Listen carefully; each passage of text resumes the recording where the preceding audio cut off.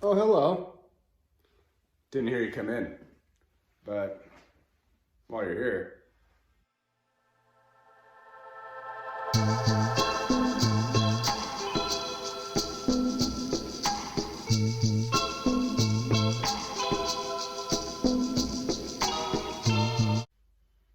welcome to episode 2 of Quarantine Cocktail Hour presents Dirtbag's Guide to Drinking Decent.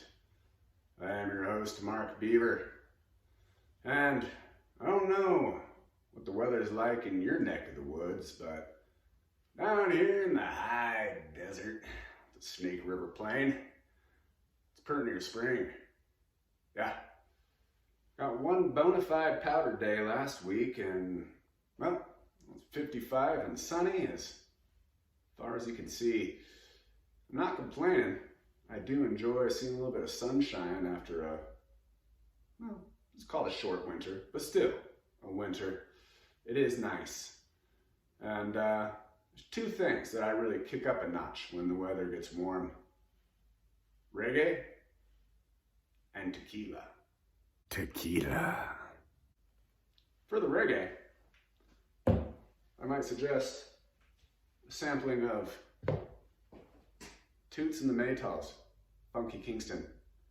This one is gonna get those sunshine vibes rolling all year long. Can we cue that up? Thanks. And for the tequila, well, there's a few different ways I like to drink my tequila, but I'd say my preferred is the Markarita. Now, some of you may be saying to yourselves, a margarita? Man, that's a simple drink.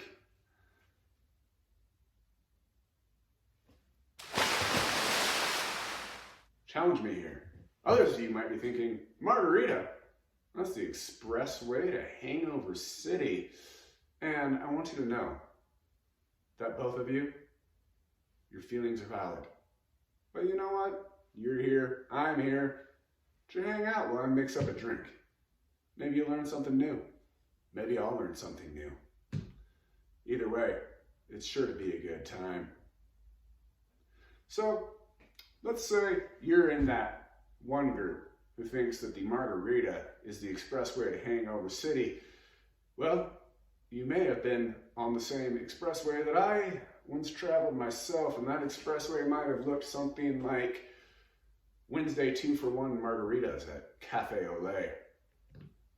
So what's that mean? $5 for one? So wait, if I spend $10 and get 4, and the chips and salsa are free. So I can go there, get 4 margaritas, fill up on chips and salsa. Man, I'm out by 6 o'clock with a whole different perspective on life. Of course, by 9, the garbage tequila mixed with high fructose corn syrup and an old slushy machine is really starting to do its work. And I can either be hungover by the time I go to bed or keep partying and blow the rest of my week. Yeah, that makes margaritas kind of silly when that's your perspective on them. Fun every now and then, but let's not be serious. That was, of course, until one fateful day I took a trip to San Diego, visit an old friend of mine, B-Rock. What up? While we were there, he said, hey, let's go down to Mexico. I said, sure.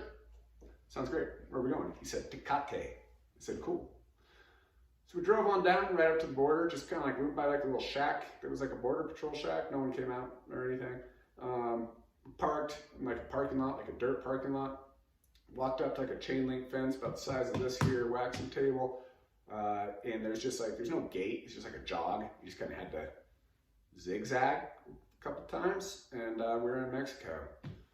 I think it's easier from our side.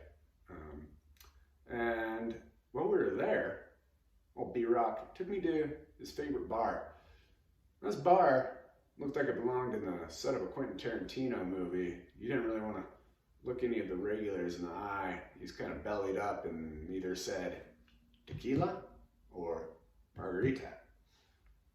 And I'll tell you what, the margarita we had that day is nothing like my historical schema of margaritas had told me it was going to taste. It was something completely different. It was crisp, it was smooth, it wasn't sweet, it had a bite. It was amazing, and ever since that day, I've been chasing that margarita dragon. I haven't gotten there. I have no idea what he put in our margaritas that day. Probably a little bit of spit for the gringos. But I have gotten to something that I like, the Markarita. As I've said all along, it's all about the process. Right, folks? Anyway, let's get that process started. First thing we're going to need is a glass. That's obvious. But this time, not any old glass will do. You're going to want one that seals. All right? It can be anything that seals. It can be a shaker, old pickle jar, mason jar in this case. Whatever you want. We'll get to that. You'll see. I think you know where I'm going. After that, we're going to need some hardware.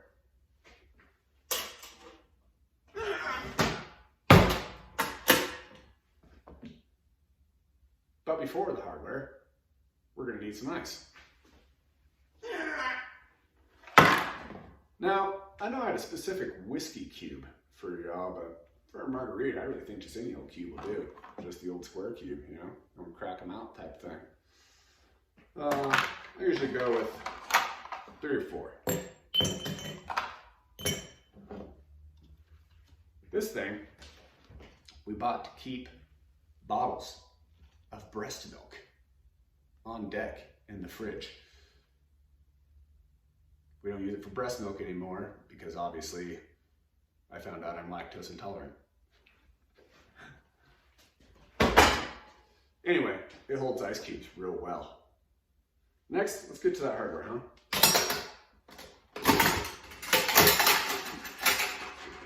This you again. There it is.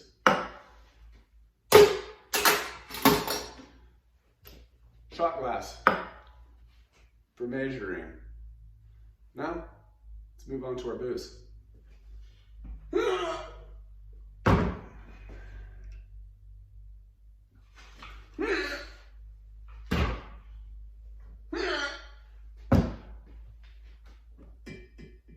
Can't find a decent tequila that fits in the booze caddy. And you are going to want a decent tequila, all right? So here's the deal. With a lot of liquors, I'd say, you know, depending on your tolerance and what you're doing, you can kind of be looking at that second shelf level. First shelf, that's creepy. You know, maybe a couple boozes you'll get away with.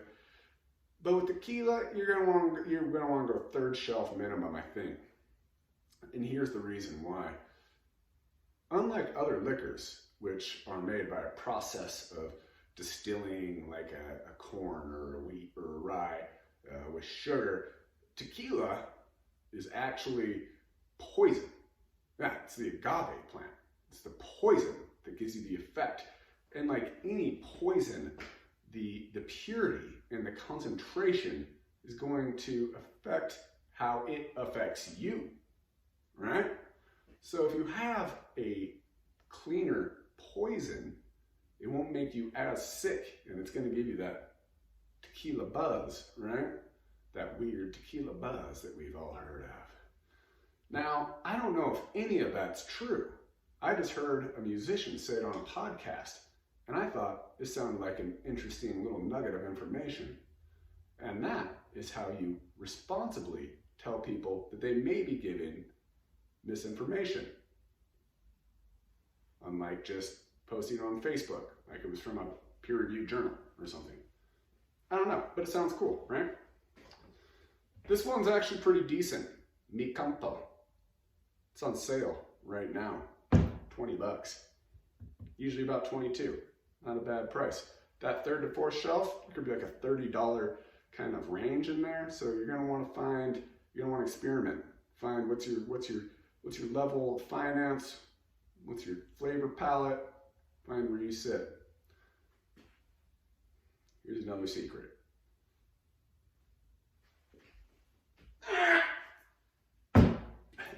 I usually refill this with this. Familia Camarena. This is on the same shelf. This, can't find in a half gallon. This, the cheapest half gallon that I actually like. This is not bad. It's okay poison. Okay poison. Kind of a cool name. Anyway, shut up and make the drink, Mark. You're gonna want to start off with 2 shots. Because we don't got all night.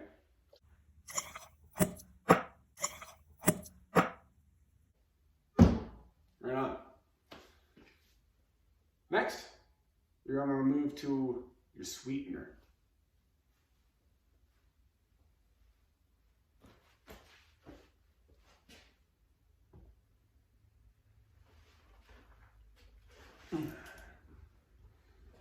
Now here, a little bottle of triple sec.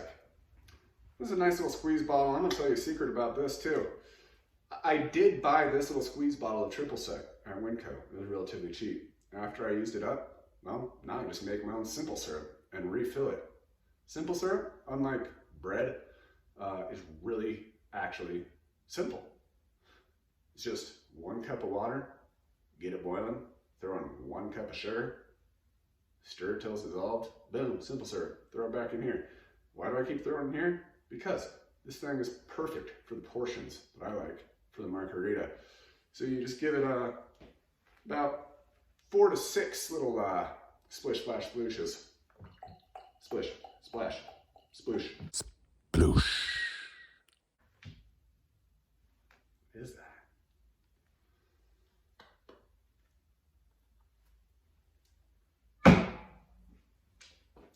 Next, you're going to want to move on to, let's see if I can do this.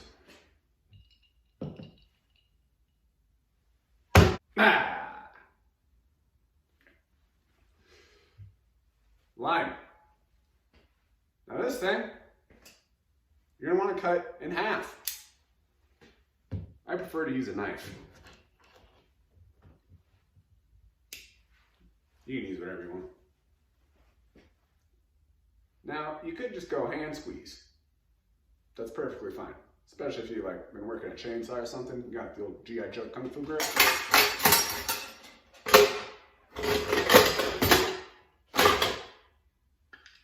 We actually have one of these Bad Larry's. Yeah. This thing, I know, it seemed kind of silly. It's one of those little tchotchke things that I thought was the most ridiculous thing ever. And then we got one, and I love it. Tell me you. It's pretty cheap. But I'll tell you what, 1, I mean, it's fun. 2, it gets all that juice out of there, right? And I really want a full lime's worth of juice.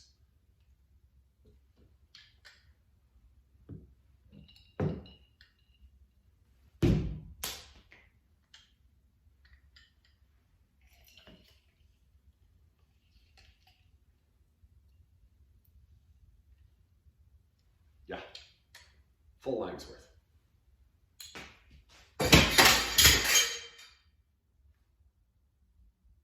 Hope I don't gotta buy another one of those. So, here's the part where you're gonna want your sealing glass, right? I'm gonna go back in here. You gotta be kidding me. This is where, you know, like pickle jar lid, anything that's gonna seal up is fine.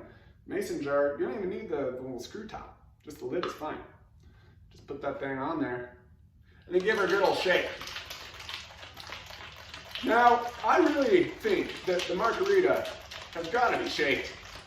I think you can tell a real difference between a shaken drink and a stirred drink. A shaken drink is just, I don't know, got a little more full body. It's got kind of a frothiness to it. But all the flavors are kind of like infused, not only within the liquid, but within the air bubbles in there as well. Plus, this gets it real cold.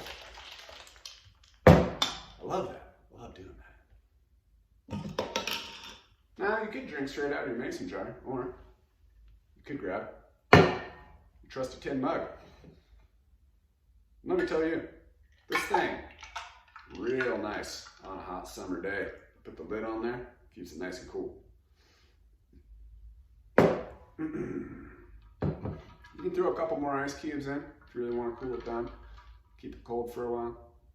Up to you.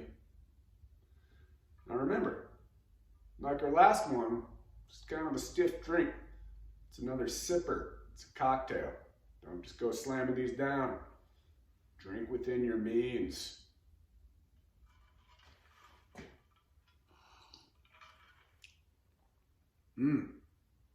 Decent.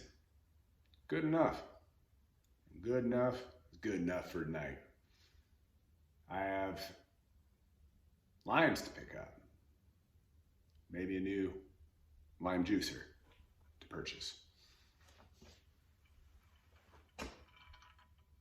Be easy.